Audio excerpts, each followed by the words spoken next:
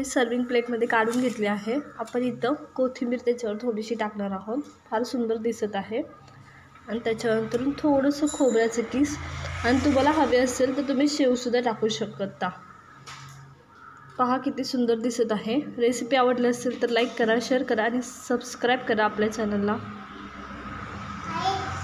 साठी एकदम सोप्या पद्धतीने आणि स्वादिष्ट असे आपले पोहे. मंडळी, मी कोमल तुमच्या सगळ्यांचं आपल्या रेसिपी चॅनलमध्ये खूप खूप स्वागत करते. तर आज आपण सगळ्यांच्या घरी सकाळ सकाळी नाश्त्याला बनवणारी जाणारी रेसिपी पाहणार आहोत. भारतात बहुतेक सगळ्या प्रदेशामध्ये ही रेसिपी बनवली जाते. बहुतेकांच्या घरी तर दररोजच असते, ते म्हणजे पोहे. पोहे हे खूप खूप बनवले जातात प्रत्येकाच्या घरीच. तीच आपण रेसिपी पाहणार आहोत. ती खास करून आपण बिगिनर्ससाठी पाहणार आहोत. आजची रेसिपी ही बिगिनर्ससाठी असणार आहे. चला तर मग रेसिपीला सुरुवात करूया. बनवण्यासाठी मी तर पोहे घेतलेत, व्यवस्थित स्वच्छ म्हणजे पाकडून वगैरे घेतले आहे. आता आपण हे धुवून घेणार आहोत. चला तर मग मी हे धुवून घेते व्यवस्थित. पोहे व्यवस्थित स्वच्छ धुवून घेतले आहे. हे आपण साईडला ठेवून देणार आहोत. आता आपण फोडणीची तयारी करणार आहोत. चला तर मग त्यासाठी तर मी कढईत तेल घेतलं आहे. आपलं तेल व्यवस्थित गरम झालेलं आहे. त्या टायमाला आपण ह्यात जिरी आणि मोहरी टाकणार आहोत. जिरी आणि मोहरी टाकणार आहोत. व्यवस्थित तडतडू द्यायचे दोन्ही गोष्टी. आणि त्याच्यानंतर ज्यांना बटाटा टाकायचा असतो त्यांनी जिरे आणि मोहरी आपली व्यवस्थित तडतडली ना लगेच बटाटा टाकून घ्यायचा आणि एक वाफ काढून घ्यायची झाकण टाकून. ज्यांना बटाटा टाकून किंवा टमॅटो टाकून नाही पोहे करायचे त्यांच्यासाठी आपण आज पोहे बनवतो आहे. तर ज्यांना ह्या दोन गोष्टी टाकायच्या आहेत त्यांनी आधी बटाटा व्यवस्थित वाफ काढून घ्यायचा आणि मग बाकीच्या गोष्टी ॲड करायला सुरुवात करायची. तर आधी आपण जिरे आणि मोहरी टाकूया. जिरी व्यवस्थित तडतडली, मोहरी पण आपली व्यवस्थित तडतडली की आपण मग कढीपत्ता टाकणार आहोत. कढीपत्ता व्यवस्थित होऊ द्यायचा. त्याच्यामुळे आपण कांदा ॲड करणार आहोत. आहे आणि कांदा व्यवस्थित आपण परतून घेणार आहोत. गुलाबी होऊ द्यायचा, खूप करपवायचं नाही. मीडियम होऊ द्यायचा कांदा, खूप करपवायचं नाही त्याला. आता तुम्ही आपण बटाटे ज्यांना टाकायचे होते त्यांनी आधी वाफवून घ्यायचे. आता टमॅटो टाकायचं ते ह्या टायमाला टाकायचं. टमॅटो जेव्हा कांदा आपला व्यवस्थित परतला जातो त्या टायमाला आणि आपण काय करायचं, त्याच्याबद्दल कांदा व्यवस्थित परतला गेला आहे तर मिरची टाकून घ्यायची.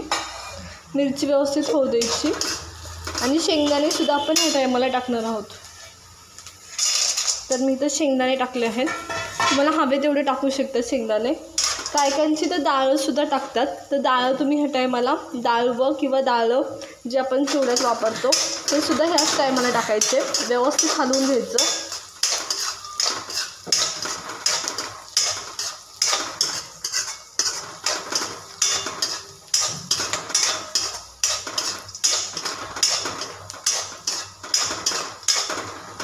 ह्या सगळ्या गोष्टी व्यवस्थित हलवून घेतल्यानंतर आपण हळद टाकणार आहोत. शक्यतो शेंगदाणे चांगले तेलात परतले गेले पाहिजे, मग हळद ॲड करायची. तर आपलं कांदा आणि शेंगदाणे व्यवस्थित परतले गेले आहेत. त्या टायमाला आपण हळद ॲड करणार आहोत. हळद ही कलर येण्यासाठी आपण वापरतो. खरं तर दडपे पोहेत आपण नाही वापरत. तर व्यवस्थित हळद योग्य प्रमाणात टाकायची. जास्त झाली तरी पिवळट कलर येतो आणि कमी झाली तरी पांढरट पोहे दिसतात. त्याच्यामुळे व्यवस्थित हळद हलवून घ्यायची. आता सगळ्या गोष्टी आपल्या व्यवस्थित झालेल्या आहेत. त्या टायमाला मी पोहे घेतले. आपले पोहे मी आधी 10 मिनटं व्यवस्थित भिजू घातले होते. त्याच्यामुळे नाही का काय होतं, मोकळे होतात, असं चिटकून बसत नाही, खूप असं मॉशी होत नाही. मग हे मी पोहे घेतले. तुम्ही वाटले तर खालीच साखर आणि मीठ ॲड करू शकता किंवा मग तुम्ही परतल्यानंतर ॲड करू शकता. चला तर मग आपण पोहे टाकून घेऊया आधी.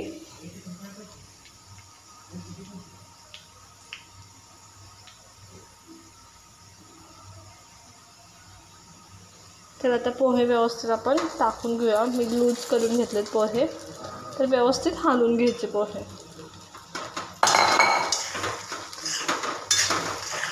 तर या पद्धतीने व्यवस्थित हलवून घ्यायचे. सगळ्या साईडने आपलं तेल लागलं पाहिजे.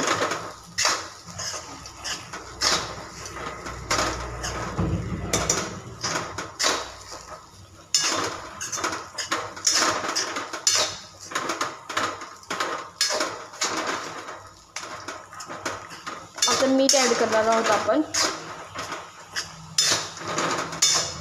आणि साखर एक ॲड करणार आहोत. चला तर मीठ आणि साखर ॲड करून घेऊया.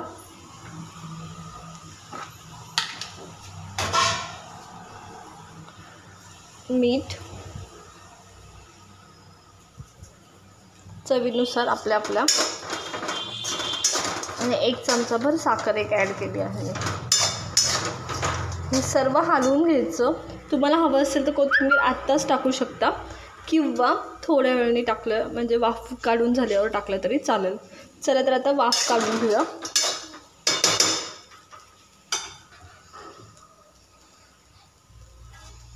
झाकण टाकायचं आणि एक वाफ काढून घ्यायची. पोहे सर्विंग प्लेटमध्ये काढून घेतले आहे. आपण इथं कोथिंबीर त्याच्यावर थोडीशी टाकणार आहोत. फार सुंदर दिसत आहे. आणि त्याच्यानंतर थोडंसं खोबऱ्याचं किस आणि तुम्हाला हवे असेल तर तुम्ही शेवसुद्धा टाकू शकता. पहा किती सुंदर दिसत आहे. रेसिपी आवडली असेल तर लाईक करा, शेअर करा आणि सबस्क्राईब करा आपल्या चॅनलला. रेसिपी कशी वाटली हे आम्हाला कमेंट करून सांगा. आवडली असेल तर लाईक करा, शेअर करा आणि सबस्क्राईब करा आणि अशाच नवीन रेसिपी पाहत राहा. जर तुमचे काही सजेशन असतील, तुम्हाला कोणत्या वेगळ्या रेसिपी पाहिजे असतील ते सुद्धा आम्हाला कमेंट करून नक्की सांगा. चला तर भेटूया मग पुढच्या रेसिपीसोबत, नवीन व्हिडिओसोबत. चला तर मग.